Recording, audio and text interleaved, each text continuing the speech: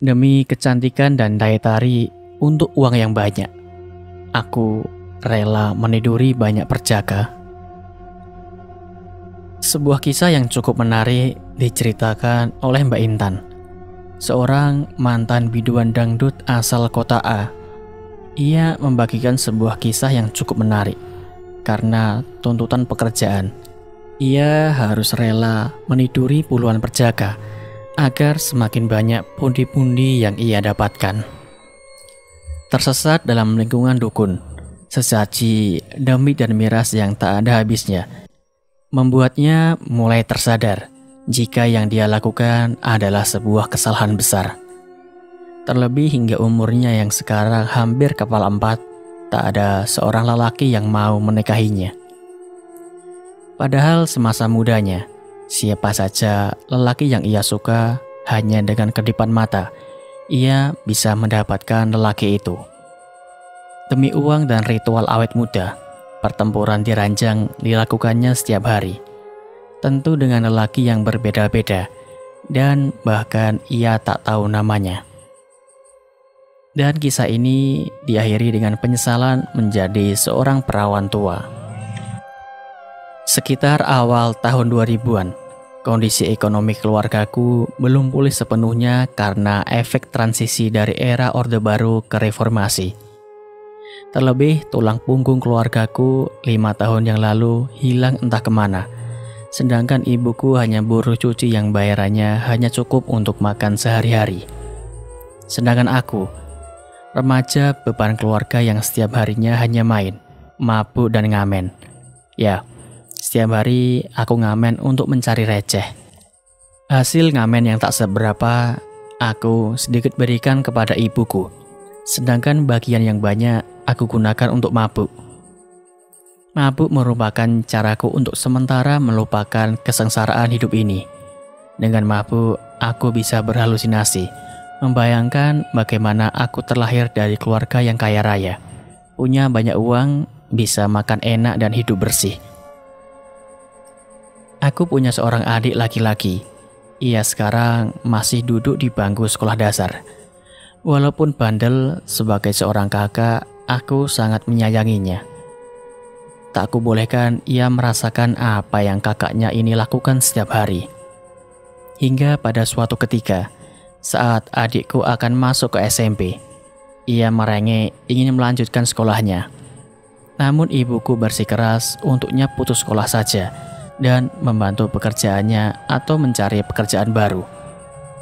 Aku yang tak tega mendekatinya dan mengusap air mata di pipinya. Minggu depan, ayo Mbak antar daftar ke SMP, ucapku kepadanya. Ia kaget dan terpancar senyum sumringah di wajahnya. Beneran Mbak? Ucapnya. Aku hanya mengangguk sambil tersenyum. Adek mau sekolah di SMP mana? Kalau adik sekolah yang pinter, nanti Mbak belikan baju sama sepeda buat adik sekolah, ucapku untuk menggugah semangatnya. Beneran Mbak? Aku mau sekolah di SMP 21 ya Mbak, ucapnya. SMP tersebut memang terkenal sebagai SMP favorit di daerahku. Setelah berucap demikian dan melihat tekad adikku yang begitu kuat untuk mengenyam pendidikan, aku lantas giat mengamen. Bahkan 4 hari aku tak pulang. Dan 4 hari pula tak ada miras yang masuk ke lambung dan asap rokok yang bertamu di paru-paruku. Mulutku serasa aneh, sepo dan kecut. Namun itu bisa aku tahan demi adikku. Berkat kerja kerasku, aku akhirnya bisa mendaftarkan adikku ke sekolah tersebut. Walaupun seakan masalah sudah selesai, namun sebenarnya itu adalah awal dari sebuah masalah yang membuatku terjun ke dunia malam. Uang gedung, biaya buku hingga seragam sekolah yang aku harus lunasi di awal membuatku pusing 7 keliling. Tentu aku tak berani meminta ibuku karena ia bekerja untuk makan kami. Sedangkan keputusan untuk memasukkan adikku ke SMP adalah keputusanku. Tentu itu akan menjadi tanggung jawabku. Hingga suatu ketika saat aku ngamen di persimpangan jalan, tepat di mana sopir truk antar provinsi singgah untuk makan dan beristirahat. Aku digoda oleh seorang sopir truk berplat luar pulau. Walaupun kulitku terbakar sinar matahari setiap hari dan debu jalanan, namun kulit ini masih mempertahankan warnanya, kuning langsat. Terlebih dengan tubuh idealku, tentu membuat mata orang-orang jelalatan. Dan godaan-godaan yang sering aku dengar, terutama saat aku ngamen malam hari. Biasanya aku tidak menanggapi mereka, namun berbeda kali ini. Sendirian aja mbak, sini temani bapak. Bapak udah ngantuk nih. Goda seorang lelaki parubaya dengan jenggot tipisnya. Saat aku mendengar itu, aku terbayang tagihan sekolah adikku. Aku lantas menatap wajah orang itu dan duduk jongkok di depannya dan berbisik kepadanya. Saya masih perawan. Bapak berani bayar saya berapa? Ucapku dengan nada rendah saat bibirku mendekat di telinganya. Ia langsung menghentikan makannya dan menatap wajahku. Terjadi tawar-menawar hingga disepakati sebuah harga. Harga yang pantas untuk kesucian wanita jalanan sepertiku. Sebuah harga yang hampir 10 kali lipat dari tagihan sekolah adikku. Malam itu, aku kehilangan kesucianku di bak truk trailer yang kosong. Tapi aku membawa uang yang sangat banyak, walau kemaluan dan hatiku begitu sakit. Di keesokan harinya, aku dan adikku membayar tagihan sekolah, serta menepati janjiku kepadanya, membelikan seragam, baju, dan sepeda. Tentu ibuku terheran-heran, kenapa aku bisa punya uang untuk membeli itu semua. Tentu saja aku tak menceritakan dari mana itu berasal. Di malam harinya aku keluar, tapi tidak ngamen, melainkan untuk mabuk bersama rekan-rekanku. Sejenak aku melupakan rasa sakit dan goyangan dari si supir itu. Aku tepar selama seharian karena menengguk 3 botol miras. Setelah tersadar, aku pulang untuk membersihkan diri dan mengisi perut ini. Setelahnya tentu aku ngamen lagi. Namun kali ini aku ngamen dengan kondisi yang berbeda. Aku ngamen sehabis mandi, membuat setiap orang supir memberikanku cukup banyak koin karena melihat ada pengamen cantik yang bernyanyi di seberang jendela mereka. Hingga aku bertemu dengan Pak Wiji. Ia tertarik denganku dan ingin mengajakku bergabung bersama grup dangdut kampung miliknya. Ia tertarik dengan suaraku yang merdu. Namun sebenarnya bukan itu, melainkan kemolekan tubuhku dan paras menawanku yang bisa menarik banyak uang jika aku bergoyang dengan yahut di atas panggung. Aku minta izin kepada ibuku untuk ikut dengan Pak Wiji. Tentu ibuku setuju, karena menurutnya lebih aman jika ikut dengan grup dangdut daripada ngamen di jalanan. Setelah mendapatkan izin, aku mendatangi tempat Pak Wiji sesuai dengan alamat yang ia berikan. Sesampainya di sana, memang aku melihat rumah yang penuh dengan peralatan musik. Di sana cukup banyak orang. Oh iya, ini kenalkan, yang ini namanya Mira, yang ini Titin, dan yang ini Tantri. Ucap Pak Wiji sambil memperkenalkan 3 wanita di hadapanku. Mereka adalah penyanyi juga, sama sepertiku. Dan ini adalah Intan. Dia mulai hari ini jadi rekan kita. Tolong ajarin dia ya. Ucap Pak Wiji sambil memperkenalkanku pada ketiga orang ini. Kulihat mereka seumuran denganku. Dan tentu kecantikan dan kemolekan mereka bisa diadu denganku. Setelah bercakap-cakap, ternyata latar belakang mereka tidak jauh berbeda denganku. Di hari itu, kami para penyanyi melakukan latihan untuk mensinkronkan nyanyian dengan para pemain alat musik. Tak butuh waktu lama untukku beradaptasi, karena keseharianku memang juga menyanyikan lagu-lagu tersebut. Setelah selesai malam harinya, kami semua langsung manggung di sebuah acara pernikahan. Bukan bernyanyi saat acara resepsi dilakukan, melainkan pada malam harinya. menghibur warga kampung yang sedang bergotong royong di acara tersebut. Dan tentu isinya adalah lelaki semua, baik muda hingga tua ada di sini. Aku agak canggung saat manggung pertama kali. Terlebih, aku bergoyang dengan tubuh yang kaku.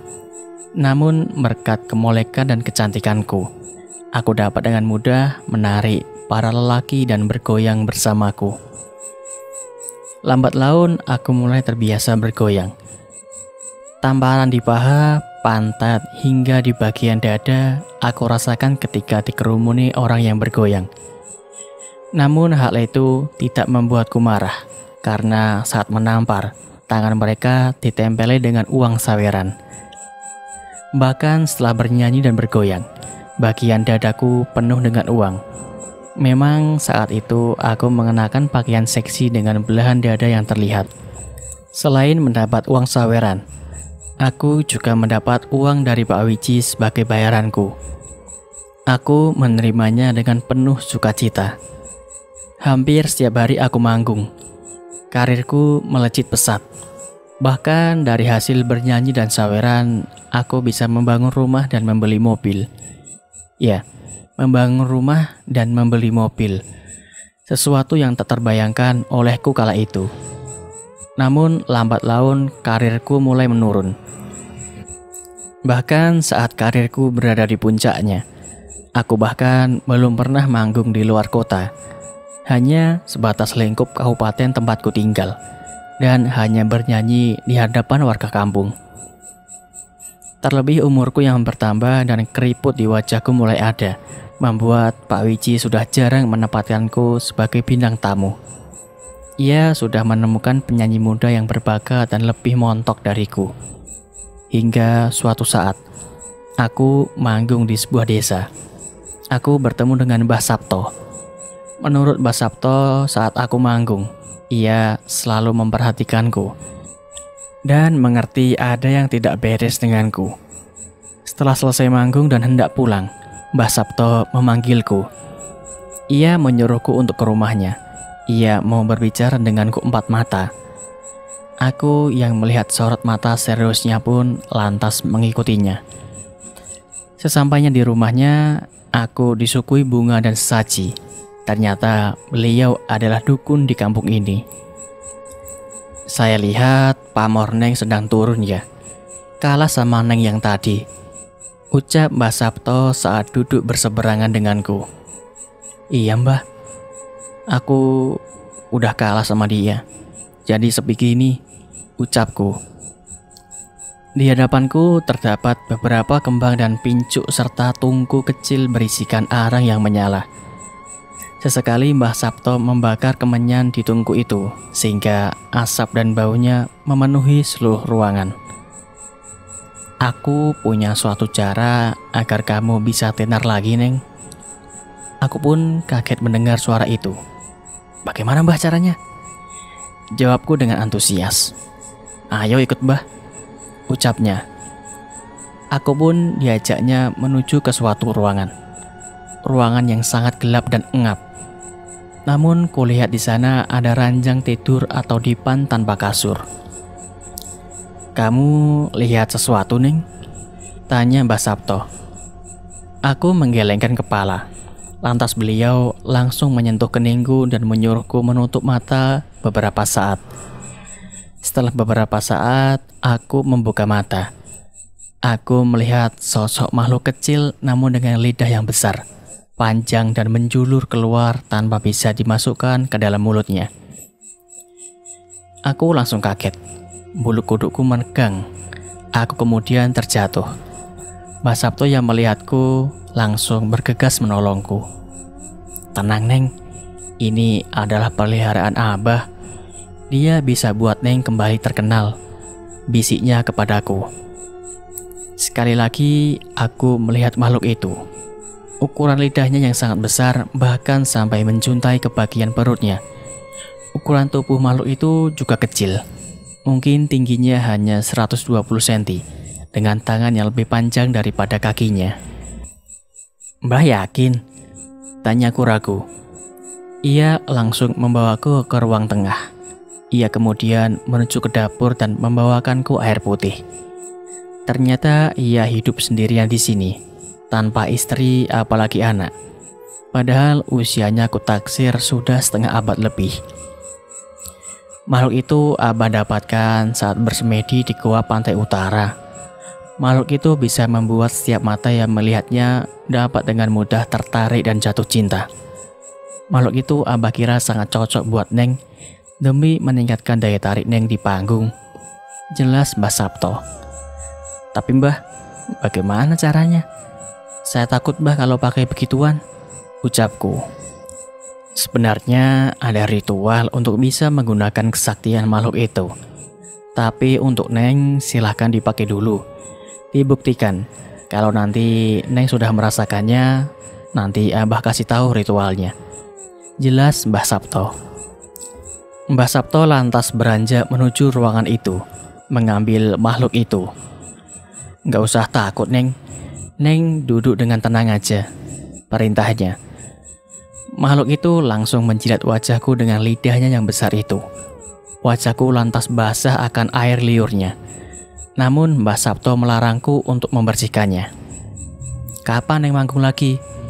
Tanyanya. Besok Mbah, di desa sebelah, jawabku. Ya udah, coba besok buktikan kesaktian makhluk ini. Kalau terbukti, Neng bisa bawa makhluk ini, ujarnya. Aku hanya mengangguk dan berpamitan untuk pulang. Keesokan paginya saat aku bangun, aku berkaca di depan cermin dan melihat keriput di wajahku yang hilang dan wajahku semakin cerah, bersih, halus dan cantik. Apalagi buah dadaku yang mendadak membesar. Bahkan bra yang biasa aku pakai dan biasanya muat, kali ini sudah tidak muat. Membuatku harus memberi bra yang berukuran besar sebelum aku manggung nanti malam. Setelah sampai di lokasi, aku mulai bernyanyi dan meliuk-liukkan tubuhku di hadapan ratusan pasang mata. Dan benar saja, malam itu aku menjadi bintangnya. Banyak uang saweran yang ada di dadaku, hingga saat aku berjalan, uang itu sesekali terjatuh karena saking banyaknya.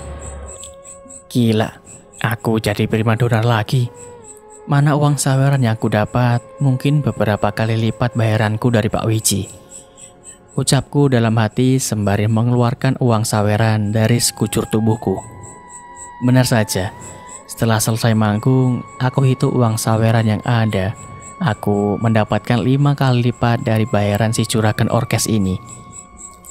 Selain dari bayaran Pak Wiji dan saweran, malam itu aku ditawari dibayar jutaan untuk menemani tidur si duda kepala desa.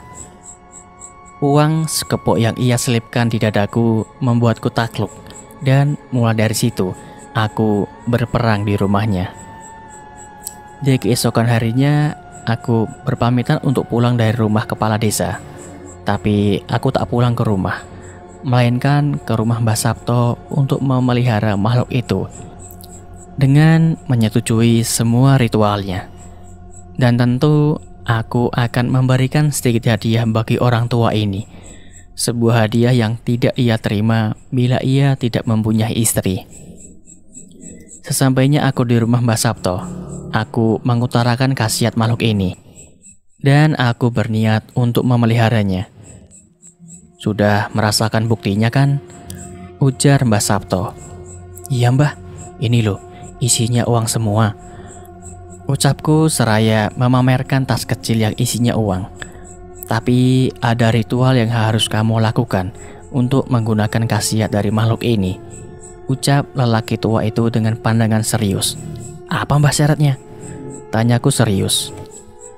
Makhluk itu sangat suka dengan sperma perjaka, ucapnya. Maksudnya Mbah? Tanyaku tak mengerti dari kata yang ia ucapkan barusan.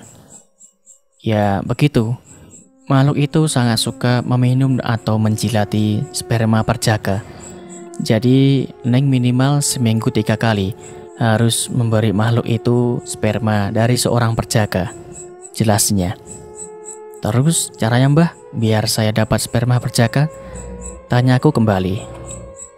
Ya, kamu minimal 3 kali seminggu harus tidur dengan berjaga. Setelahnya, dia akan menjilati di mana sperma itu menempel di bagian tubuhmu. Jelasnya. Aku terdiam sesaat. Jadi, maksud dari Mbah Sabto adalah aku harus melakukan seks dengan berjaga agar kesaktian dan khasiat dari makhluk itu tetap ada. Aku sempat ragu setelah mengetahui ritual itu. Namun, aku melirik tasku yang penuh dengan uang. Aku membayangkan dalam 1 hari aku akan mendapatkan banyak uang dari berbagai sumber. Bayaran manggung Pak Wiji, saweran, dan bayaran orang yang meniduriku. Terhasut akan hal itu, aku kemudian menyanggupi ritual itu. Setelah mendengar jawabanku, Mbah Sabto lantas melakukan ritual dan membaca berbagai mantra hingga akhirnya makhluk itu ia masukkan dalam keris kecil. Keris itu ia berikan kepadaku, dan dia menyuruhku untuk selalu membawa keris ini saat akan manggung. Aku pun mengerti maksud Mbah Sabto sebagai ucapan terima kasihku kepadanya karena sudah memberi makhluk ini, sesosok makhluk buruk rupa dan menyeramkan, namun dapat memberikanku sebuah kesaktian agar mendapatkan banyak uang. Aku lantas memberikannya uang yang cukup banyak dan sebuah kehangatan yang tak ia dapatkan kalau ia tak mempunyai istri. Malam itu kami bertempur dengan ganas. Aku tinggal 2 hari di rumah Mbah Sabto. Puluhan ronde kami lakukan. Ya, karena sebagai ucapan terima kasihku kepadanya. Setelahnya aku pun pulang. Dan sebelum pulang, Mbah Sabto berpesan agar aku memberi makan makhluk ini. Dalam perjalanan pulang, aku sempat berpikir bagaimana aku bisa meniduri seorang perjaka. Saat malam hari, mungkin sekitar jam 10 malam, keris kecil yang berisi makhluk itu bergetar, kemudian terbang di langit-langit kamarku. Tak berapa lama, makhluk itu keluar dan mulai mengendus-endus tubuhku layaknya anjing yang mengendus. Aku hanya diam saja dan melihat apa yang makhluk itu lakukan. Makhluk yang menjadi penglaris dan pembawa uang bagiku. Aku tahu dia sedang mencari tetesan sperma yang akan menjadi makanannya. Karena tak mendapatkan apa yang dia cari, makhluk itu langsung berteriak dan mengamuk. Amukannya membuat kamarku bak kapal pecah. Karena tak ingin kesaktian makhluk ini hilang dan memilih tuan yang baru, tengah malam aku pergi keluar untuk berburu perjaka. Tak begitu sulit untuk menemukan anak muda yang tengah malam begini masih kelayapan. Dengan menggunakan mobil kijangku, aku menghentikan laju seorang anak muda yang tengah membawa pancing. Aku sedikit berbasa-basi dengannya, karena dengan pakaian seksiku yang aku kenakan, akhirnya aku dapat juga mangsa untuk memberi makan peliharaanku ini. Aku melakukannya di tengah kebun. Setelah berperang dengan ganas, pemuda itu langsung terkapar tidur karena kelelahan. Dasar anak muda sekarang, lemah banget, ucapku saat aku melihatnya terbaring dengan nafas yang ngos-ngosan. Setelah ada sperma di tubuhku, keris yang berada di mobilku langsung terbang keluar dan kemudian menjilati tetesan sperma yang ada di tubuhku. Setelahnya aku pun pulang, meninggalkan pemuda itu di tengah kebun, karena aku harus beristirahat guna manggung esok hari. Esok hari, saat akan manggung, aku berdandan agar menarik perhatian penonton. Dan di tengah-tengah kegiatanku itu, aku mengeluarkan keris yang ada di sakuku. Maka keluarlah makhluk itu dan menjilati mukaku dan sekujur tubuhku. Aku sebenarnya merasa jijik, tapi beginilah caranya aku akan mendapatkan banyak uang. Setelah selesai, makhluk itu kembali masuk ke keris. Dan keris itu aku simpan di caku celana pendek di balik kain jari ini. Saat manggung, aku menjadi primadona. Kembali aku mendapatkan banyak uang dari saweran. Hari itu aku dibayar Pak Wiji dengan bayaran yang tinggi, karena si pemilik hajatan memberikan bonus karena aku telah memeriahkan pestanya. Terus-menerus aku melakukan seperti itu. 3 kali seminggu aku tidur dengan seorang perjaka. Dan hampir setiap selesai manggung, aku di-booking petinggi di kampung tersebut untuk menemani malamnya. Dan jika tak ada jadwal manggung, aku menyempatkan diri untuk menemani bubuk Mbah Sabto. Begitu terus aku lakukan hingga beberapa tahun. Uang yang terkumpul sudah sangat banyak, hingga aku bisa membeli sawah yang luas, kebun yang luas pula, serta ibu dan adikku setiap harinya makan enak dan hidup berkecukupan. Namun karena itu, muncullah masalah baru.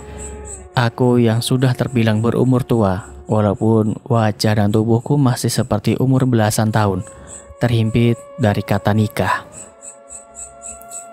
Aku sempat berpikir aku setiap malam membuat suami orang senang. Tentu aku suatu saat harus membuat suamiku sendiri senang.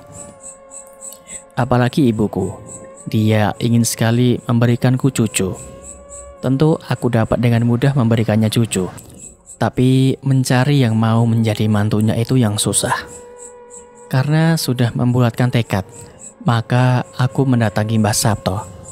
Setelah memberikan hadiah, aku mengutarakan niatku untuk mengembalikan makhluk ini kepadanya. Setelah mendengar keinginanku, Mbah Sabto langsung bangkit dari tidurnya. "Kamu yakin, Neng?" Jawabnya ragu. "Saya yakin, Mbah. Saya sudah punya banyak uang. Saya bisa bangun usaha. Apalagi sekarang ibuku ingin aku menikah dan punya anak, agar ibuku bisa menggendong cucu. Kalau aku masih memelihara makhluk itu, tentu aku tidak bisa punya suami, Mbah," jelasku kepadanya. Mbah Sabto terdiam beberapa saat. "Kalau kamu yakin ingin melepas ikatan dengannya, maka kamu harus membawakannya bekal," ucapnya. "Bekal?" tanyaku dengan nada yang bertanya-tanya. "Iya, bekal. Aku tak mau mengurus makhluk itu. Ia harus kembali ke tempatnya aku menemukannya. Dan perjalanan dari sini ke sana, ia harus membawa bekal," ujarnya. "Bekalnya apa, Mbah?" tanyaku kembali. Mbah Sabto lantas keluar dan menuju tempat ia melakukan kegiatan dukunnya. Di sana ia membaca berbagai mantra yang tak ku mengerti. Setelah beberapa saat aku menunggunya, Mbah Sabto membuka mata dan berkata, "Setelah aku amati dan hitung, jarak dari sini ke gua tempatku menemukannya adalah 18 hari berjalan kaki," ucapnya. Aku terus memperhatikannya. "Terus, Mbah?" tanyaku. "Maka kamu harus memberikannya bekal sperma perjaka sebanyak 18 orang," ucapnya. Aku pun kaget. Dalam hatiku berkata, mana kuat mengurus sperma dari 18 orang. Aku berpikir sebentar. Demi kelangsungan hidupku di masa depan, aku harus melakukannya. "Siap, Mbah. Saya siap melakukannya," ucapku dengan tegas. "Tapi kamu punya waktu 2 hari untuk mengumpulkan bekal bagi dia. Kalau 2 hari kamu tidak berhasil, maka kamu harus menyerahkan tumbal kepala perjaka pada rajanya," ucap Mbah Sabto. Ucapan Mbah Sabto membuat bulu kudukku berdiri seketika. Dalam waktu 2 hari untuk meniduri 18 perjaka bagiku sangat mudah. Di hari pertama, aku berhasil mendapatkan 12 bekal dari sekelompok anak pengamen dan beberapa remaja yang tengah memancing. Di hari kedua, aku mendapatkan 8 bekal remaja yang tengah melakukan touring. Memang lebih dari 2 persyaratan yang Mbah Sabto berikan. Setelah memberi bekal makhluk itu 20 sperma perjaka, aku lantas pergi ke tempat Mbah Sabto. Aku mengutarakan bahwa aku sudah berhasil memenuhi persyaratan itu. Setelahnya, keris tempat makhluk itu bersemayam diambil dariku. Mbah Sabto langsung melakukan berbagai ritual. Salah satunya, aku disuruh meminum saren atau darah ayam yang menggumpal beragar-agar. Makhluk itu keluar dari keris dan terbang ke atas dan pada akhirnya menghilang. "Oke, Neng, udah selesai," Ucapnya seraya meniup asap bekas pembakaran dupa. Aku tentu senang mendengarnya. Sebagai ucapan terima kasihku, aku tinggal di sini selama kurang lebih 4 hari, menemani lelaki tua ini untuk terakhir kalinya. Karena setelah ini, aku tidak akan berurusan lagi dengannya. Aku pun juga keluar dari grup dangdut Pak Wiji. Sempat terjadi penolakan darinya. Namun dengan pemberian sokokan kehangatan, Pak Wiji akhirnya rela melepaskanku. Melepaskan aku yang menjadi primadona grup dangdutnya. Walaupun sudah terlepas dari belenggu dunia itu, tapi aku hingga saat ini tak bisa menemukan seorang laki-laki yang mau menikah denganku. Apalagi setelah aku tidak menggunakan makhluk itu, wajah dan tubuhku semakin lama semakin buruk. Banyak keriput di sana dan sini, semakin tak mempunyai daya tarik untuk menarik lawan jenis. Ada penyesalan di hatiku karena sudah menggunakan makhluk itu dan mengakibatkan aku harus meniduri banyak orang. Namun aku juga bersyukur karena aku mempunyai tanah di mana-mana dan tabungan yang banyak. Semoga sepenggal kisahku ini menjadi pelajaran bagi kita semua. Ambil sisi positifnya dan buang jauh sisi negatifnya. Dan kisah pun selesai.